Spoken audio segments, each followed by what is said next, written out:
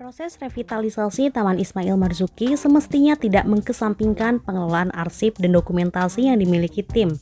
Hal tersebut diungkapkan Adinda Lutfianti sebagai supervisi arsip sekaligus PLT Sekretaris Komite Teater Dewan Kesenian Jakarta. Sebetulnya Dewan Kesenian Jakarta sudah berikhtiar sekian lama. Taruhlah tahun 2012 kita sudah mulai pengarsipan dan digitalisasi. Hanya selalu persoalannya persoalan klasik, misalnya terkendala anggaran atau infrastruktur peralatan yang tidak memadai, sehingga alat simpan dokumen itu juga menjadi hilang dan sulit dibuka kembali arsipnya. Lalu saya masuk ke Dewan Kesenian Jakarta tahun 2016. Saya melihat sebetulnya awalnya itu adalah hampir semua program di Dewan Kesenian Jakarta basisnya dari arsip. Jadi arsip itu sangat penting terutama untuk Dewan Kesenian Jakarta karena Dewan Kesenian Jakarta punya tanggung jawab untuk membuat ekosistem kota. Ekosistem kesenian di kota terutama DKI Jakarta. Tentu kalau jauh bicara ke belakang, kita akan bicara tentang Dewan Kesenian Jakarta sebagai pusat kesenian, dan tentu saja waktu itu ada aroma desentralisasi, ada banyak kepentingan di masa-masa awal Dewan Kesenian Jakarta 1968. Nah, pada saat ini tentu keberadaan data atau arsip itu adalah salah satu media yang sangat penting untuk proses penciptaan sebetulnya, sehingga kita tidak kehilangan masa lalu, kita juga tetap melihat masa lalu dan masa depan sebagai satu kesatuan yang harus terjadi hari ini gitu loh, yang pasti terjadi hari ini. Nah, pengarsipan di Dewan Kesenian Jakarta agak sedikit kompleks karena banyak material, ada makalah, ada katalog program, ada audio berupa kaset, dan kerapuhan kaset itu kan sangat mencemaskan ya, karena kualitas pita suara yang terpotong lalu harus disambung dan sangat rapuh.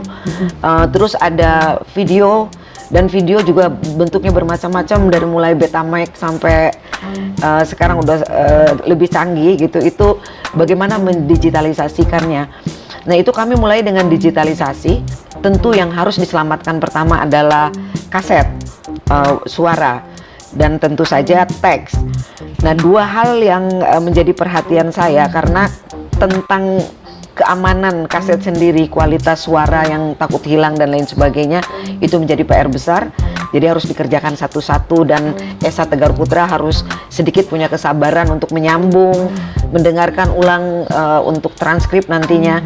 Sampai sejauh ini sudah berjalan digitalisasi, kita mulai transfer ke komputer. Nah, yang untuk katalog sebagai alur penciptaan di Dewan Kesenian Jakarta, kita mengambil lini masa dari 1970, artinya saat itu adalah pembicaraan tentang modernisme, orde lama dan orde baru masih hangat diperbincangkan. Terjadi gagasan-gagasan atau ide-ide kreatif yang sangat luar biasa.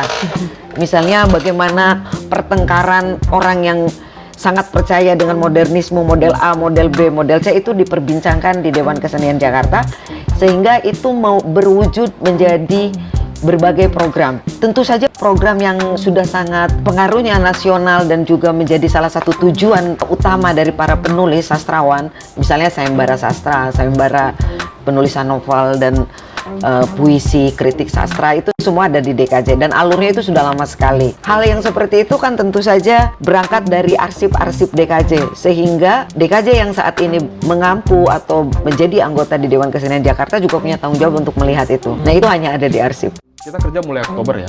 Oktober kondisi arsip semuanya baik gitu. Cuman karena ada proses pemindahan ruang DKJ ke gedung ini yang sekarang ini, otomatis mereka harus menumpuk arsipnya. Jadi kita memang agak sedikit kewalahan mencari arsip mana yang harus kita prioritaskan untuk dikerjakan dulu gitu. Otomatis kita harus mencari prioritas nih. Nah, yang pertama itu kita pikirkan kita memang harus mendigitalisasi arsip-arsip yang diproduksi, dalam artinya dihasilkan oleh DKJ melalui program-programnya. Otomatis buku program yang pertama kita sisir, kita digitalisasi. Memang agak sedikit kerepotan karena kondisi arsip, box-box arsip itu yang sudah bertumpuk karena mereka siap-siap mau pindah gitu. DKJ punya banyak sekali yang karena mereka rajin mendokumentasikan dulu ya dari periode 70-an itu. Yang kita hitung sampai saat ini kalau khusus box aja sekitar 1.100 atau ya 1.100-an lah gitu. Ada box arsip, dia ada beberapa, ada 3 warna, ada kuning, ada warna pink, ada hijau gitu. itu meliputi ada arsip perseorangan seniman, katalog program DKJ, makalah-makalah. Paling terasa ketika kami harus pindah ke Gedung Teater Jakarta di lantai 3 adalah bagaimana meletakkan koleksi, meletakkan arsip kaset, video, arsip tulisan, katalog, dan poster dan seterusnya.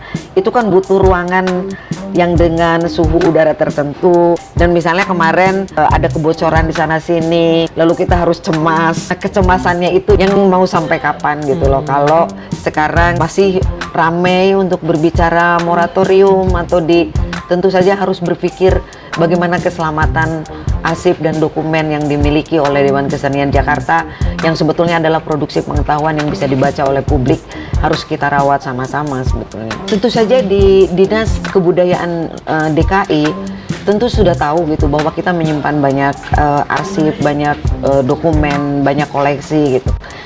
Hanya saja mereka belum mengeluarkan anggaran yang semestinya. Artinya perawatan arsip tidak cukup dihitung sebagai penyimpanan, karena perawatan arsip adalah juga produksi pengetahuan, di mana pembacaan kembali, publikasi, pameran, dan pameran arsip yang biasa dilakukan oleh DKJ itu perlu dilakukan. Nah, hal-hal seperti itu yang saya sudah sampaikan ke Pak Gubernur, Bapak Anies Baswedan, bahwa apakah bisa dianggarkan untuk arsip ini, karena arsip itu adalah hal penting saat ini. Mungkin dengan era digital saat ini bisa hanya berupa gambar, berupa foto, tapi itu perlu dokumentasi yang memadai. Bagaimana mengambil pemotretan karya, misalnya karyanya tetap terjaga, lalu hanya dipamerkan fotonya saja atau bentuknya virtual atau apapun yang akan dilakukan gitu. Yang penting arsip itu harus menjadi produksi pengetahuan bagi publik. Dan tentu saja kalau Dewan Kesenian Jakarta, terutama di Taman Ismail Marzuki, pernah menjadi pusat kesenian, tentu itu harus relevan dengan arsip yang dimiliki. Apakah menjadi pusat kesenian satu-satunya saat ini, dan saya pikir banyak di daerah sekarang juga melakukan pengarsipan yang baik. Itu juga harus dibaca bahwa otonomi daerah dengan segala konsekuensinya juga menjadi pusat kesenian, menjadi harus dibaca kembali sih kalau menurut saya, karena mendorong daerah juga untuk mengarsipkan dokumen-dokumen dan koleksinya, itu juga menarik untuk dibaca kembali. Mudah-mudahan kalau Gubernur DKI dengan Dinas Kebudayaan DKI punya inisiatif untuk memulai mempublikasikan arsipnya dan apa saja yang dimiliki, menjadi juga inspirasi untuk daerah-daerah lain untuk melakukan hal yang sama.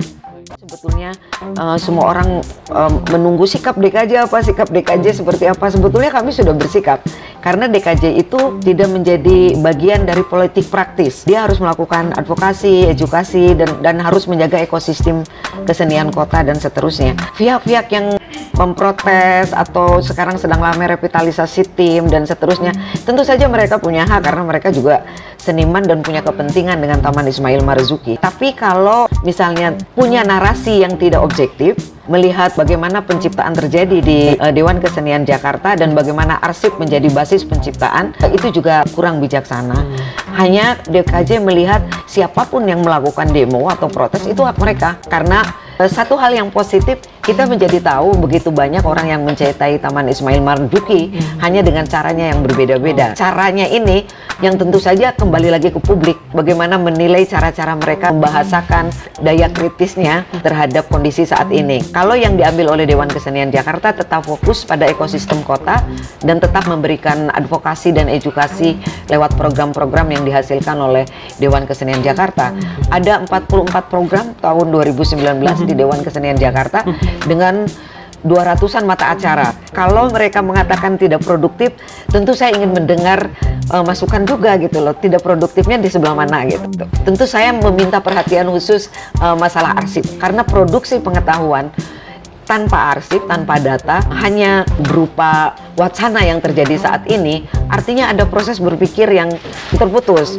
Proses berpikir yang terputus, jangan-jangan kesalahan kita semua karena tidak membuka arsip secara luas. Nah, sekarang Dewan Kesenian Jakarta sedang menyiapkan bagaimana arsip bisa diakses oleh publik secara luas lewat sistem yang sedang dipersiapkan oleh Esa dan teman-teman. Bagaimana membuat sistem website yang bisa diakses oleh teman-teman secara nasional. Ada naskah terjemahan, nanti ada katalog-katalog yang dihasilkan dari tahun 70-an, ada makalah, suara, pertunjukan. Tahun 71 sampai dengan 74 itu tahun yang harus ditandai secara khusus, karena tahun itu adalah tahun-tahun di mana W.S. Rendra memproduksi karya-karya yang sangat menarik. Kita punya dokumentasi pertunjukan perjuangan suku Naga secara sound. Terus bagaimana Rendra juga menampilkan Hamlet dengan dialog-dialog yang menarik. Terus bagaimana Rendra membacakan puisi. Jangan-jangan anak sekarang tidak tahu bagaimana suara Rendra yang di panggung yang begitu sangat karismatik dan menginspirasi banyak penyair.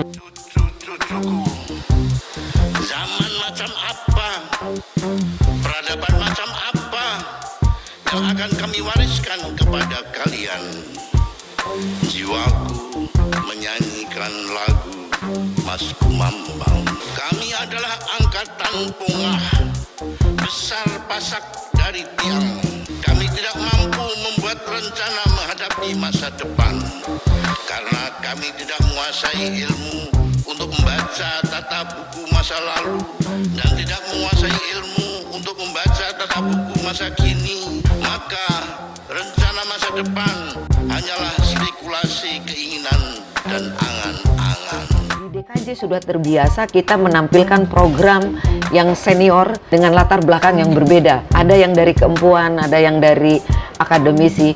Semua itu harus dibaca lewat arsip, dan itu menjadi sangat-sangat menarik karena ada pemikiran-pemikiran yang terjadi di mana periode masalah sosial politik yang ada di kita sangat mempengaruhi penciptaan mereka. Bagaimana pembicaraan tentang modern dan tradisional, Orde Baru dan Orde Lama, lalu reformasi, semua bisa dibuka dan diakses oleh publik. Mudah-mudahan bulan Maret atau April publik sudah bisa membuka dokumentasi websitenya Dewan Kesenian Jakarta. Kita semua sekarang sedang mempersiapkannya. Kami dari Dewan Kesenian Jakarta ketika bertemu dengan gubernur sudah menyampaikan bahwa kita butuh perhatian khusus untuk arsip-arsip di Dewan Kesenian Jakarta karena ada alur penciptaan yang bisa dibaca terus-menerus oleh generasi masa kini.